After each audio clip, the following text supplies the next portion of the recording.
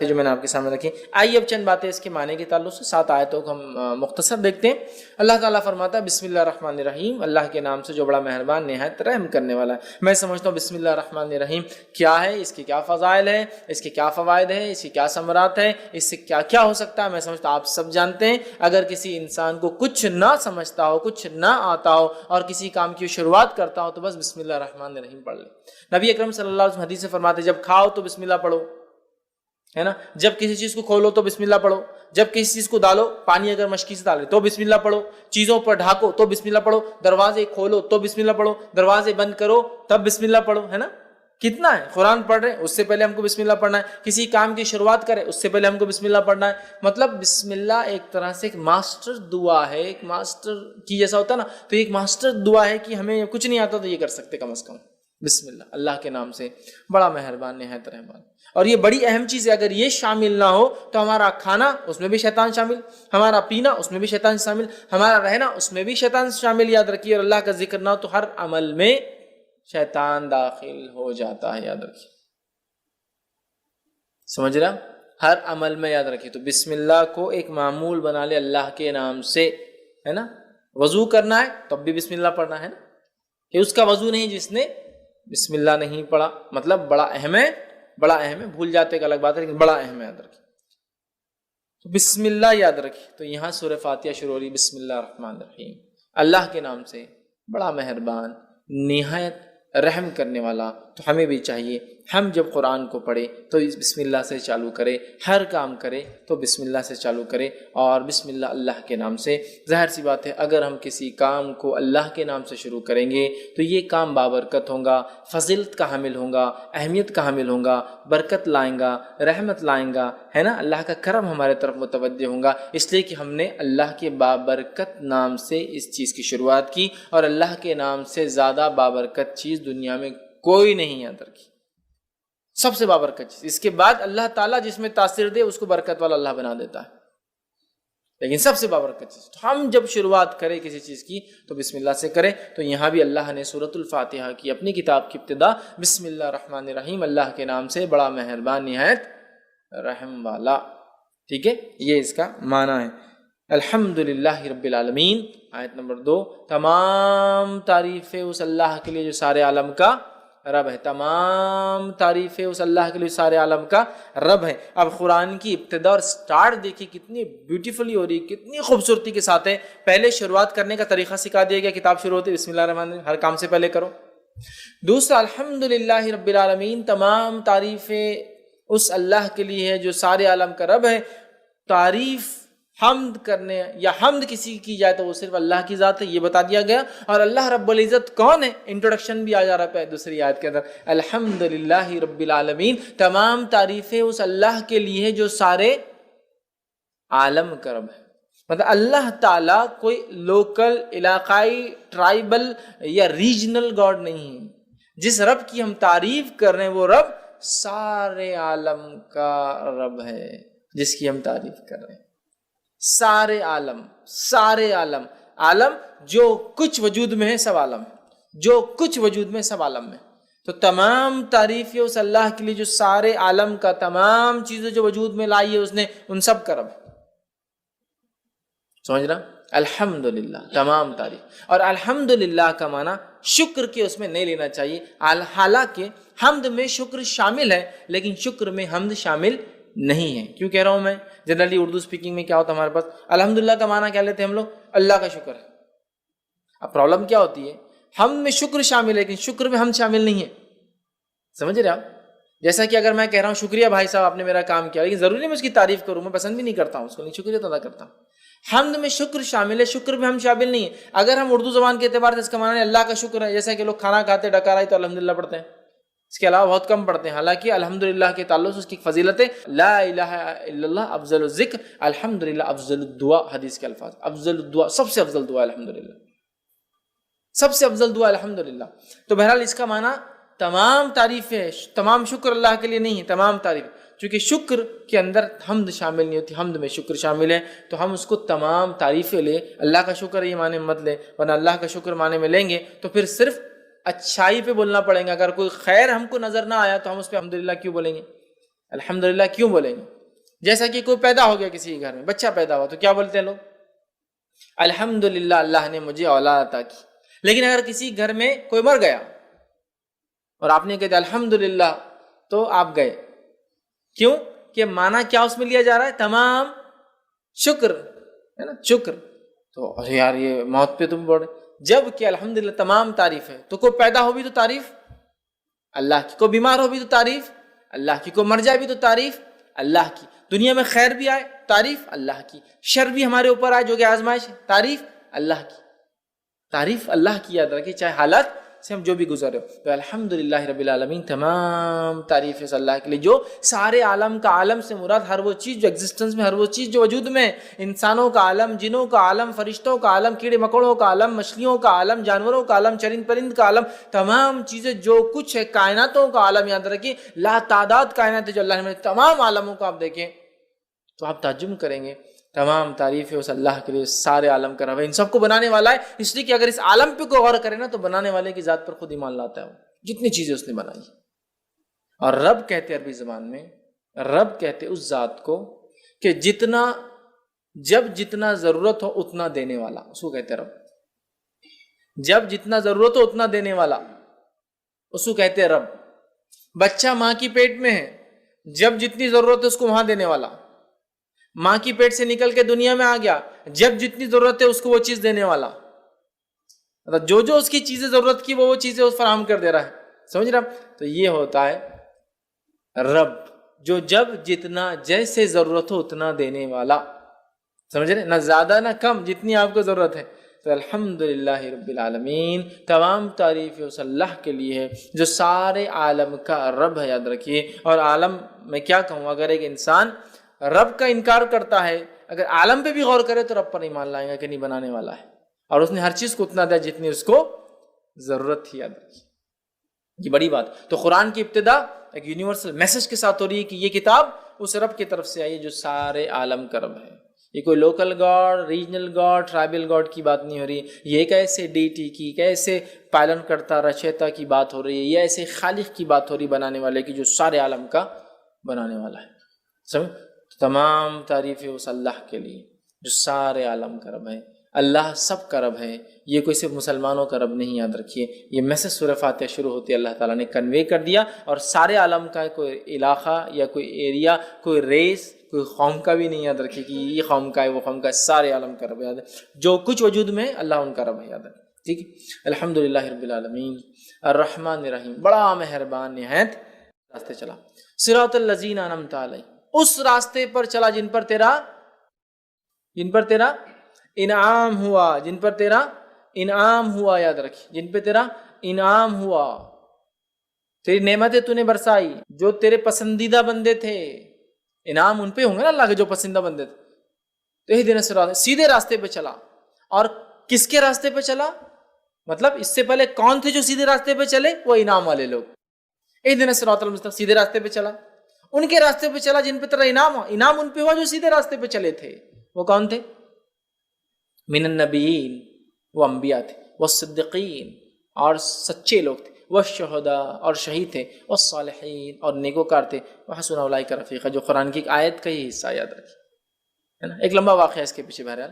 لیکن انعام والے لوگ کون ہیں یہ آیت کے اندر بتا دیا گیا. وَمَن يُطِعِ اللَّهَ وَرَسُولَهُ فَأُولَٰئِكَ مَعَ الَّذِينَ أَنْعَمَ اللَّهُ مِنَ النَّبِيِّينَ وَالصِّدِّيقِينَ وَالشُّهَدَاءِ وَالصَّالِحِينَ وَحَسُنَ أُولَٰئِكَ رَفِيقًا، کہ جو اللہ اس کے رسول کی اطاعت کریں گا تو وہ ہوں گا روز قیامت ان کے ساتھ، من النبیین انبیاءوں کے ساتھ، والصدیقین سچوں کے ساتھ، والشہداء شہیدوں کے ساتھ، والصالحین اور نیکوکاروں کے ساتھ، وحسن اولئک رفیقا، اور کیا ہی بہترین ساتھی. سمجھے آپ؟ انعام کس پر ہو؟ چار لوگوں پر، انبیاءوں کے طریقے پہ ہم کو چلنا ہے، اور بالخصوص نبی اکرم صلی اللہ علیہ وسلم کے طریقے، چونکہ آخری نبی جو ہمیں دیے گئے. یاد رکھیے. والصدیقین اور سچوں کے طریقے پہ، جس طرح سے ابوبکر الصدیق سچے انسان تھے، سارے دنیا نے جھٹلایا، آپ نے اقرار کیا. سارے لوگ عرب کے ہنس رہے تھے کہ محمد کہہ رہے ہیں، جو مشہور واقعہ ہے کہ آپ کو لقب صدیق کیوں ملا، وہ یہ تھا کہ سارے لوگ ہنس رہے تھے کہ محمد صلی اللہ علیہ وسلم رات کے حصے میں کل گئے اور جا کر مسجد اقصیٰ سے پھر آسمانوں کا سفر کر کے آئے. دیکھو محمد، نعوذ باللہ، محمد صلی اللہ علیہ وسلم تمہارا ساتھی، کسی نے ابوبکر صدیق سے کہا تمہارا ساتھی جو ہے نعوذ باللہ پاگل ہو چکا ہے، کہ وہ یہ کہہ رہا ہے کہ رات کے حصے میں مسجد اقصیٰ جو کہ 1 مہینے کا سفر، اس کے بعد آسمانوں کا سفر کر کے آیا ہے۔ ابوبکر صدیق رضی اللہ عنہ نے کہا کیا محمد صلی اللہ علیہ وسلم یہ بات کہہ رہے؟ تو کہا پھر میں اس کو مانتا ہوں، وہ جا کر آئے۔ صدیق سچا مطلب تصدیق کرنے والا، سچ کو ماننے والا۔ تو صدیقین جیسا ابوبکر صدیق اور دیگر سچے لوگ تھے۔ والشہداء، اور شہید، جس طرح سے عمر ابن خطاب رضی اللہ عنہ، جس طرح سے عثمان ابن عفان رضی اللہ عنہ، جس طرح سے علی بن ابی طالب رضی اللہ عنہ، جس طرح سے حمزہ بن عبد المطلب رضی اللہ عنہ، اور جس طرح سے ایک لمبی فہرست ہے شہداء کی، اور وہ صالحین، اور جو نیک لوگ ہیں، اللہ کے نیک بندے ہیں۔ یہ وہ 4 لوگ ہیں کیٹیگریز جن پہ اللہ کا انعام ہوا۔ یہ سب ایمان کے بعد والی چیز ہے۔ ایمان لائے، وہ سارے تقاضوں کو پورا کرنے والے، لیکن ایمان کی بلندیوں کو چھونے والے، جس میں انبیاء جن کے درجے تک ساری انسانیت بھی مل جائے تو ایک نبی کے ایمان کے برابر یہ درجے تک نہیں پہنچ سکتی، وہ تھے۔ اور اس کے بعد ان کے راستے پہ ہمیں چلنا ہے، بالخصوص نبی اکرم صلی اللہ علیہ وسلم کے طریقے پر۔ اور پھر وہ صدیقین، وہ سچے لوگوں کا جو تصدیق کرتے تھے حق کی ہر دور اور زمانے میں۔ آج بھی اس زمانے سے ہم گزر رہے ہیں جس زمانے میں اسلام کا انکار کرنا، حق کا انکار کرنا معمولی بات سمجھی جا رہی ہے۔ یاد رکھیں، اس دور میں تصدیق کرنا کہ میں ایمان لاتا ہوں اس چیز پر، منہ ان جیسا کہا گیا، یہ ایک سچے انسان کی، مومن کی آج پہچان ہے۔ وہ شہداء، وقت پڑنے پر اپنا جان مال تو انسان لگاتا ہے، جان بھی اللہ کے راہ میں لگا دے۔ وہ صالحین، اور نیکیوں پہ اڑا رہے، اس لیے کہ آج نیکی کرنا بہت مشکل کام ہو چکا ہے۔ وحسن اولئک رفیقا، اور اللہ نے کہا کیا ہی بہترین ساتھی ہے۔ جو اللہ رسول کی اطاعت کرے گا تو ہوں گا 4 لوگوں کے ساتھ، اور یہ بہترین ساتھی ہے۔ تو یہ انعام والے لوگ ہیں۔ تو اللہ چلا ہمیں سیدھے راستے پر، کن کے راستے پر؟ جو اس راستے پہ چل چکے ہیں پہلے۔ وہ کون ہے؟ وہ 4 لوگ جن پہ تیرا انعام ہوا، وہ 4 لوگ یہ ہے، ٹھیک ہے۔ صراط الذین انعمت علیہم غیر المغضوب، اور مت چلا ان راستے پر، ان لوگوں کے راستے پر جن پر تیرا غضب ہوا۔ اس سے مراد یہود، اس سے مراد یہود، اس لیے کہ وہ ایمان والے تھے ہم سے پہلے، لیکن ایمان والے ہونے کے باوجود انہوں نے کفر کو اور شرک کو پسند کیا، انبیاء کی نافرمانی کو پسند کیا، اللہ کے جس کو شعار علامت انبیاء کو قتل کرنا پسند کیا، جو رب چاہتا تھا اس کی خلاف ورزی کرنے کو پسند کیا، ہفتے کو مت شکار کرو کرنا ہے پسند کیا، سمجھ رہے آپ، نافرمانیوں کو پسند کیا، اطاعت کو چھوڑ دیا۔ یہود، ان پر اللہ کا غضب ہوا، اور یہود کی خصوصیت رہی جو ان سے کہا گیا وہ پیچھے رہے اس کے، اور اللہ رب العزت ان سے وعدہ کر چکا قیامت تک یہودیوں کو اللہ تعالیٰ آزماتا رہے زبردست عذاب سے۔ ہر صدی میں ان پہ عذاب آتا ہے الملک، ہر دور میں ان پر ایک صدی میں عذاب آتا ہے، زبردست اللہ عذاب لاتا ہے، چونکہ ان کی سرکشیاں اتنی زیادہ ہیں۔ تو کہا غیر المغضوب، چلا انعام والی راہ پر، مت چلا ان لوگوں کے طریقے پر جن پر تیرا غضب ہوا، یہاں مراد یہود ہے، ولا الضالین، اور ان کے طریقے پہ مت چلا جو تیرے راہ سے بھٹک گئے، یہاں مراد نصارہ، نصارہ، اس لیے کہ ایک یہودیوں کو دیے گئے انبیاء انہوں نے قتل کیا انبیاء کو، بے حرمتی کی، اور ایک دیے گئے نبی نصارہ کو انہوں نے خدا بنا دیا، مطلب دونوں ہی الگ الگ ڈائریکشن میں بھاگی، ایک حد سے پیچھے رہ گیا تو ایک حد سے آگے بھاگ گیا، جو ان کی رائٹس تھے، جو ان کا حق تھا وہ چھوڑ کر ایک نے اتنا دیا کہ بولے یہ تو اللہ ہی ہے نبی کو، اور ایک نے کیا کیا، نبیوں کو قتل کیا جا رہا ہے دھڑلے سے، یہ نبی نے برابر فتویٰ نہیں قتل کر دو، ایک بات اپنے دل سے خلاف کی، قتل کرا دو، مار دو، سمجھ رہا بات؟ تو بہرحال یہود نے انبیاء کو قتل کیا، معمولی سمجھا، اور نصارہ نے جو نبی ان کو دیے گئے عیسیٰ علیہ السلام خدا بنا دیا لے جا کر، گاڈ یا ون ود گاڈ جو بھی بولیے، خدا یا خدا کے ساتھ ایک بنا دیا۔ ہم نے دونوں سے پناہ مانگی کہ مغضوب والے راستے بھی نہیں چلنا ہے اور ضالین والے، تو ہم کو ایک طرح سے اللہ رب العزت نے ایک گائیڈ لائنز دے دیا، سب سے منیمم دعا بتا دی کیا ہے کہ ہمیں کیا کرنا ہے، سیدھے راستے پر چلنا ہے، انعام والوں کے طریقے پہ چلنا ہے، اور 2 لوگوں کے طریقے سے بچنا ہے۔ اگر اتنا ہم سمجھ لیں، اس لیے میں نے کہا دنیا اور آخرت کی کامیابی اس دعا کے اندر شامل ہے کہ ہم نے سمجھ لیا کہ ہمیں کیا کرنا ہے، سیدھے راستے پہ چلنا ہے، قرآن جو بتاتا ہے، ہمیں ان لوگوں کے راستے پہ چلنا جن پر انعام ہو، انبیاء کے طریقے، بالخصوص محمد صلی اللہ علیہ وسلم کے طریقے پہ، اور اس کا صدیقین، شہداء، صالحین کے طریقے پہ چلنا ہے۔ یہ کر لیے تو دنیا کی کامیابی، آخرت کی کامیابی ہو گئی، اور 2 لوگوں کے راستے سے بچنا ہے، مطلب انہوں نے جو شر یا سرکشی یا برائی یا جو کام کیا وہ ہم کو نہیں کرنا ہے، بس اگر یہ نہیں کہ تو ہم خود بخود ان کے راستے پہ ہو جاتے ہیں۔ مطلب ایمان لانے کے بعد صراط مستقیم پہ اگر ہم ہیں اور اس کے بعد انعام والے لوگوں کے طریقے پہ چل رہے ہیں تو 2 چیزوں سے بچنا ہے ہم کو۔ وہ کیا ہے؟ جس طرح سے یہود نے کام کیا جن پہ اللہ کا غضب ہوا، اور ضالین نے کیا، اگر یہ کر لیتے ہیں انشاءاللہ عزیز تو ہم ان دونوں سے بچ گئے، اور یہ لوگوں کے طریقے پہ چل گئے تو دنیا بھی کامیاب، آخرت بھی کامیاب۔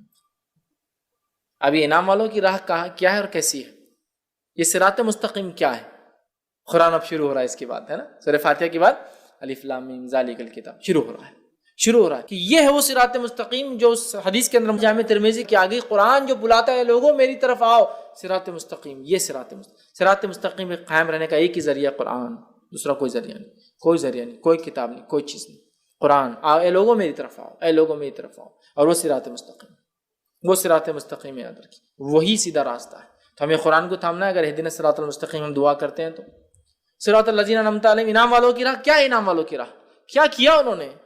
قرآن اٹھا لیجیے، سورہ بقرہ چالو ہو گیا، موسیٰ علیہ السلام کا واقعہ چالو ہو گیا، کیا کیا حرکتیں کی موسیٰ علیہ السلام کے ساتھ لوگوں نے، ہمیں وہ حرکتیں اپنے انبیاء اپنے نبی کے ساتھ اور خاص طور سے محمد صلی اللہ علیہ وسلم کے ساتھ نہیں کرنا چاہیے، چونکہ ہم آخری امت ہے، لہٰذا اب دوسرے نبی کا تذکرہ اب ہمارے لیے وہ لائق اتباع نہیں ہے۔ محمد صلی اللہ علیہ وسلم طریقے پہ چلنا ہے، ہم نے کوئی بھی کام اس کے خلاف نہیں کرنا جس طرح سے وہ لوگوں نے اپنے انبیاءوں کو تنگ کیا۔ ہمیں وہ کوئی حرکت، وہ کوئی کام، وہ کوئی خصلت، وہ کوئی کیریکٹر اپنے اندر نہیں پیدا کرنا ہے جو یہود کے اندر تھا، جس کے اللہ کا غضب ہوا ان پر۔ کوئی بھی چیز نہیں کرنا جو انہوں نے کیا، کسی بھی شکل میں انہوں نے کیا، ہمیں نہیں کرنا ہے۔ سمجھ رہے ہیں؟ ہمیں کچھ نہیں کرنا ہے، ورنہ پھر کیا ہوگا؟ نتیجہ وہی ہوگا۔ ہمیں جو ہے ہر اس چیز کی خلاف ورزی کرنا ہے جو انہوں نے کیا، اس لیے کہ انہوں نے اپنی کتاب کی ہر وہ چیز کی خلاف ورزی کی جو ان کو کرنے کو کہا گیا تھا۔ معلوم آپ کو، انہیں کہا جا رہا ہفتے ایک دن مت کرو شکار، تو کر رہے ہیں، ہمیں ان کی مخالفت کرنا ہے۔ نبی اکرم صلی اللہ علیہ وسلم ساری زندگی یہودیوں کی مخالفت کی، حتیٰ کہ جب آپ مدینہ پہنچے، مدینہ پہنچنے کے بعد پوچھا کہ یہودی روزہ رکھتے ہیں 10 محرم کو، کیوں؟ تو کہا عید کا دن ہے، موسیٰ علیہ السلام کو اللہ نے آزادی دی تھی، فرعون کو غرق کیا تھا، بنی اسرائیل کے لیے خوشی کا دن ہے، انڈیپینڈنس ڈے تھا ان کا، خوشی کا دن۔ تو نبی اکرم صلی اللہ علیہ وسلم نے کہا موسیٰ علیہ السلام پر ہمارا حق زیادہ ہے ان لوگوں سے، یہود سے، ہم بھی روزہ رکھیں گے۔ آپ نے اعلان کیا، یہود خوش ہو گئے کہ محمد صلی اللہ علیہ وسلم بھی روزہ رکھ رہے ہیں، مطلب مشرکین مکہ پر اور دیگر لوگوں پر، عربوں پر ایک دھاک جمیں گی کہ محمد وہ کر رہے ہیں جو ہم لوگ کرتے ہیں پہلے سے۔ نبی اکرم صلی اللہ علیہ وسلم نے اعلان کیا اگر اگلے سال زندہ رہا تو میں ایک نہیں 2 روزے رکھوں گا۔ یہود نے کہا یہ آدمی کوئی ایک چیز تو جس نے ہماری مخالفت چھوڑے، کوئی ایک چیز تو، اب روزہ تھا اس میں بھی انہوں نے 2 رکھ دی۔ تو نبی اکرم صلی اللہ علیہ وسلم نے کوئی چیز میں ان کی جو ہے پیروی نہیں کی، ہر چیز میں مخالفت کی۔ آپ نے کہا یہود و نصارہ اپنے بالوں کو نہیں رکھتے ہیں، مطلب داڑھیوں کو، سر کے بال جب سفید ہوتے ہیں تو وہ مہندی نہیں لگاتے ہیں، تو مخالفت کرو ان کی، تم مہندی لگاؤ، مطلب دیکھنے دکھانے میں بھی ان کی شواہد اختیار نہیں کریں گے، وہاں بھی مخالفت کریں گے۔ نبی اکرم صلی اللہ علیہ وسلم نے ایک بار صحابہ سے کہا تم مجھے عیسیٰ علیہ السلام کی طرح جو ہے مت چڑھا دینا، غلو مت کرنا میری ذات میں اللہ کا بندہ اور اس کا نبی ہوں، بس یہ میری حیثیت ہے، میں اللہ کا بندہ اور نبی ہوں، عیسیٰ علیہ السلام کے جیسا مجھے اوپر مت چڑھا دینا، اتنا اوپر مت لے جانا، مطلب ایسا کچھ مت کرنا میرے ساتھ جو انہوں نے کیا، کہ اتنا عزت، اتنا احترام، اتنا غلو کیا کہ جو ہے حد سے آگے لے کے چلے گا عیسیٰ علیہ السلام کو۔ تو ہم دعا کریں اللہ ان 2 کے طریقے میں چلانا، اور اللہ یہ دعا ہے تو ہم دعا کریں اہدنا الصراط، اللہ میں سیدھی راستے پہ چلا، صراط الذین انعمت علیہم، انعام والے۔ صراط مستقیم کیا؟ آپ قرآن پڑھنا ہے تو بتائیں گا قرآن کیا ہے صراط مستقیم، اس کو نہیں پڑھتے لوگ بول رہے صراط مستقیم ہی ہمیں۔ دوسرا انعام والوں کا طریقہ اور راستہ کیا ہے، یہ قرآن پڑھنا پڑے گا، وہ بتائیں گا انعام والوں کے واقعات، قصے۔ قرآن کیا ہے؟ انبیاءوں کے واقعات، نیک لوگوں کے واقعات، ایمان لانے والوں سے اللہ نے کیا سلوک کیا اور کیا بدلہ دیا، اور کافروں سے اللہ نے کیا، یہی تو سارا بھرا پڑا ہے واقعات کے اندر، ہے نا۔ تو یہ جاننا انعام والوں کی راہ کیا ہے۔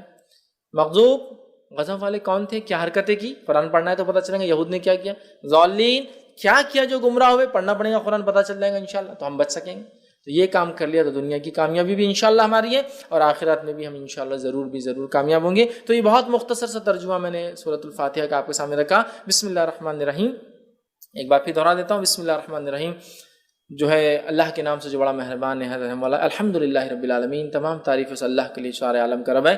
الرحمن الرحیم، بڑا مہربان نہایت رحم والا۔ مالک یوم الدین، روز جزا کا مالک، روز جزا کا جو ہے اللہ تعالیٰ مالک، قیامت کے دن کا اللہ تعالیٰ مالک ہے۔ مالک یوم الدین، ایاک نعبد و ایاک نستعین، اے اللہ ہم تیری ہی عبادت کرتے ہیں، تجھی سے مدد طلب کرتے ہیں، ہر قسم کی عبادت صرف تیرے لیے کرتے ہیں، اور ہر چھوٹی چھوٹی چیز بھی تجھی سے مانگتے ہیں۔ اہدنا الصراط المستقیم، چلا ہم کو سیدھے راستے پر، چلا ہم کو حق کے راستے پر۔ اہدنا الصراط المستقیم صراط الذین انعمت علیہم، ان لوگوں کے طریقے پر جن پر تیرا انعام، فضل اور کرم ہوا، غیر المغضوب علیہم، ان لوگوں کے طریقے میں مت چلانا جن پر تیرا غضب ہوا، ولا الضالین، اور جو تیری راہ سے بھٹک گئے۔ اور اس کے بعد ہم دیکھتے ہیں آمین جو ہے صحابہ وغیرہ کہا کرتے تھے۔ آمین کا مطلب ہوتا ہے اے اللہ اس چیز کو قبول کر جو ہم تجھ سے مانگ رہے ہیں۔ آمین کا معنی ہوتا ہے اللہ اس کو ایکسیپٹ کر، قبول کر ہم سے، آمین۔